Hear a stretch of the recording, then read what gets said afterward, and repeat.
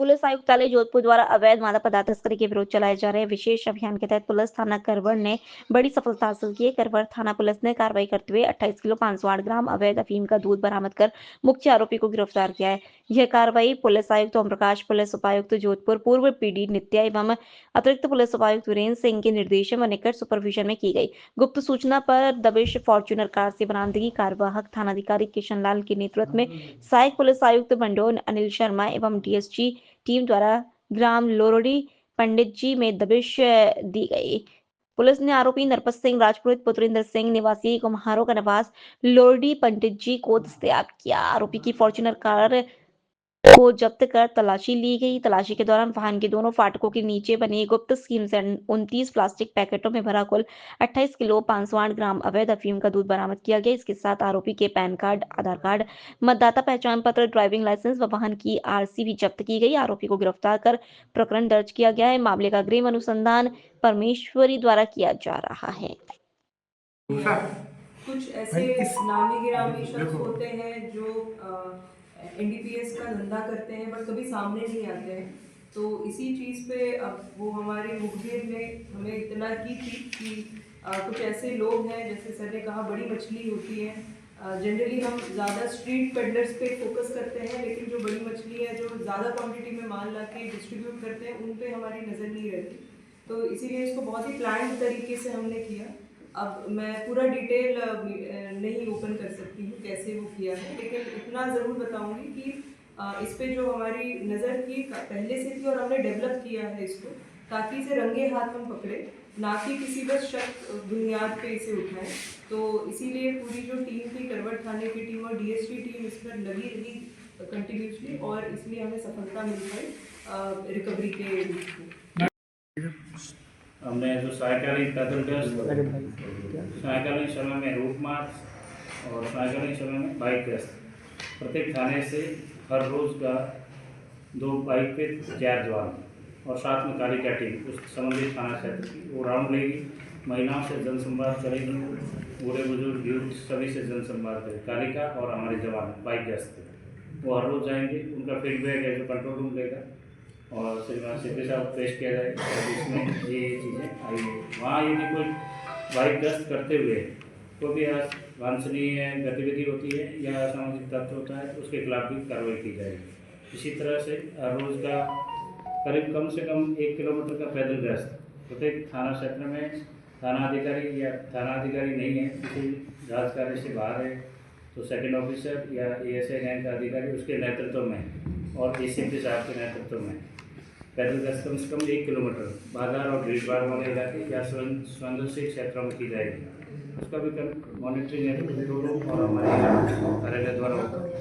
तीसरा route march निकलेगा प्रत्येक रोज़ प्रतिवार को किसी एक थाना क्षेत्र में, उसमें संबंधित ACP, SHO, mobile Chetak, Kalika, anti Romeo squad, URT सारी टीमें शामिल होगी। साथ में पुलिस लाइन से अपनी वर्षा, वज्रा, डॉग स्क्वाड और सारी ये टीमें हमारी शामिल होकर के रूट मार्च होगा। उससे पब्लिक में विजिबिलिटी बढ़ेगी पुलिस की, जिससे क्राइम पे रोक लगेगी और पब्लिक और पुलिस का एक सामिप्य होगा, जिससे कोई भी सूचना है मिलेगी और इसी तरह की जो गैरकानूनी गतिविधियाँ वो होने से रोक पाएंगे। Thank you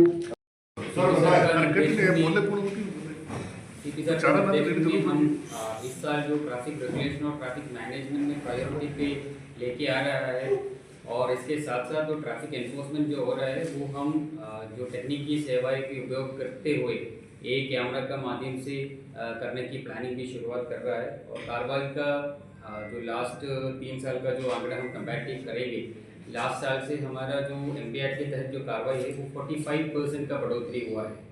last year around 1.94 lakh का कार्रवाई की है और इस साल हमने 2.82 लाख का एमबीआर के अंदर चालान बनाया है।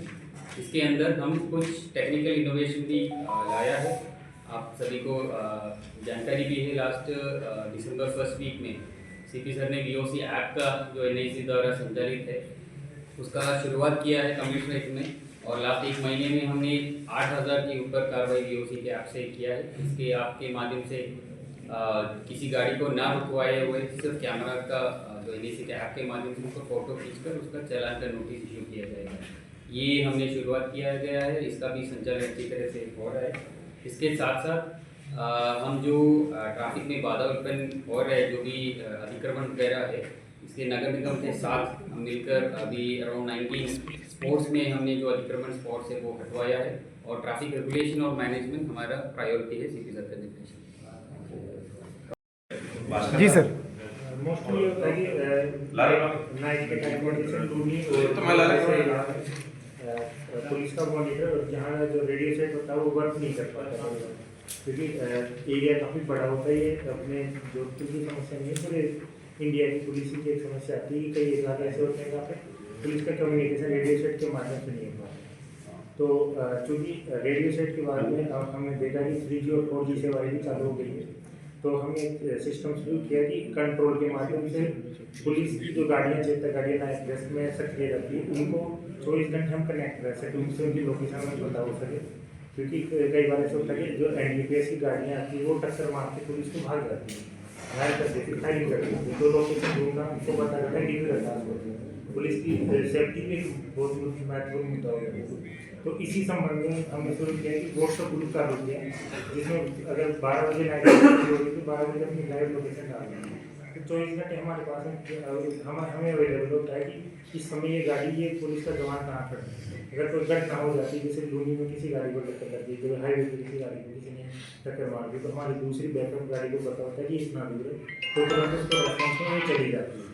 तो इससे फायदा ये हुआ है कि हम मॉनिटरिंग हमारी आसान है, और हम इसका और आगे यूज़ कर सकते हैं। हम ऐप भी डेवलप कर सकते हैं, जिससे जो पुलिस का जवान होता है कि उसके लोकेशन में 24 आवर्स मिल सके।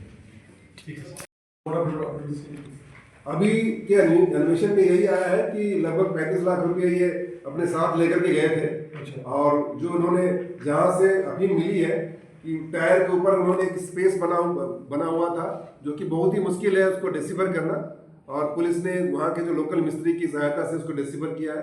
तो उसी में वो छिपा करके पैसे लेकर के गए थे, और जब आते वक्त उसी में उन्होंने अफीम लेकर के आए हैं।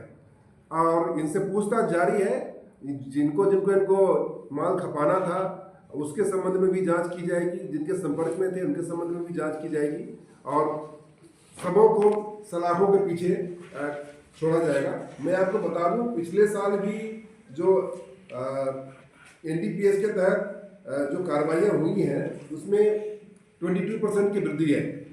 तो संख्यात्मक कार्रवाइयों में वृद्धि हुई है, परंतु जो अफीम की जब्ती है वो उतनी नहीं है। परंतु इस साल के शुरुआत में ही मैं आपको बता दूं, शुरुआत में ही जो हमने अभी तक 4 प्रकरण दर्ज हुए हैं, जिसमें 28.5 किलो अफीम, 17 किलो डोडा पोस्ट और 21 ग्राम MG बरामद किया है। आने वाले समय में और भी कार्रवाइयां देखने को मिलेंगी। सर, इसकी अंतर्राष्ट्रीय लोकल से लेकर ग्लोबल तक की खबरों के लिए देखते रहिए सच्ची रिपोर्ट।